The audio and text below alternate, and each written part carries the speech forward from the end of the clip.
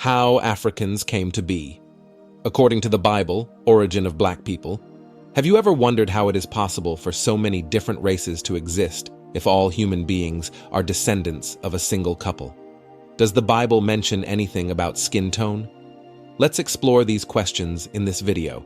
But before we start, give a like and follow me to receive more notifications about the mysteries of life. Without further ado, we will focus on people with dark and black skin, whose studies indicate have existed since the dawn of humanity. The Bible provides clues about the origin of these races and their importance in human history. We will also discuss why God created people with different skin colors.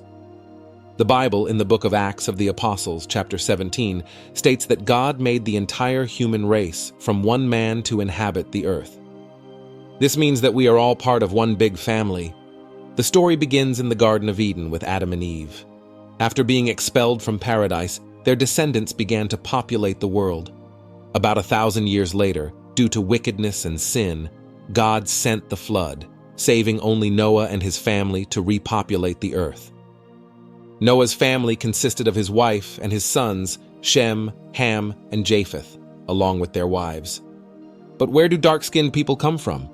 The answer is in Genesis chapter 10, where we see the genealogies of Noah's sons. Today, we will focus on Ham, who had 4 sons, Cush, Mizraim, Put, and Canaan. Cush had 6 sons, one of whom was Nimrod, the first mighty man on earth.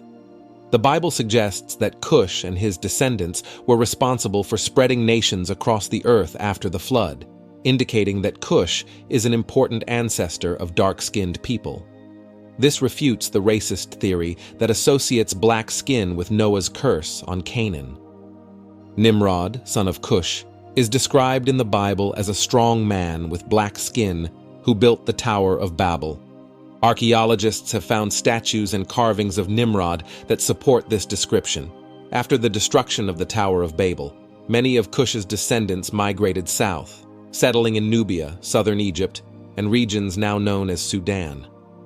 In Numbers, chapter 12, we see that Miriam and Aaron criticized Moses for marrying a Cushite woman who had dark skin.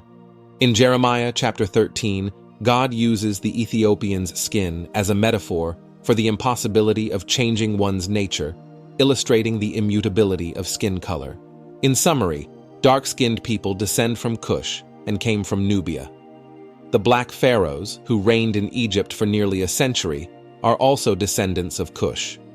Tirhakah, the last black pharaoh, is mentioned in the Bible helping King Hezekiah when the king of Assyria attacked Jerusalem. The prophet Isaiah describes the Cushites as valiant warriors with shining skin. The historian Herodotus praised the beauty of the Ethiopians. The prophet Amos reminded the Israelites that they were no better than the Ethiopians in the eyes of God. Today, Cush's descendants are spread around the world, including Brazil, which has one of the largest populations of black people. Some communities in Africa and Asia still maintain traditions of the ancient Cushites. But why did God create people with different skin tones? Science helps us understand this. Skin color is related to the amount of melanin, which protects against solar rays. In sunny regions, having more melanin was an adaptive advantage. God, in His wisdom, gave each of His children the necessary characteristics to thrive in different environments. Skin color is rarely mentioned in the Bible because it does not matter for the divine message. God loves everyone, regardless of skin color.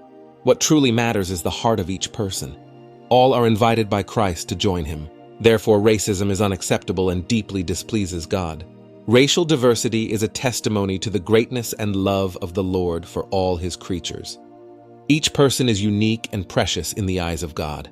Don't forget to give a like to help the channel grow.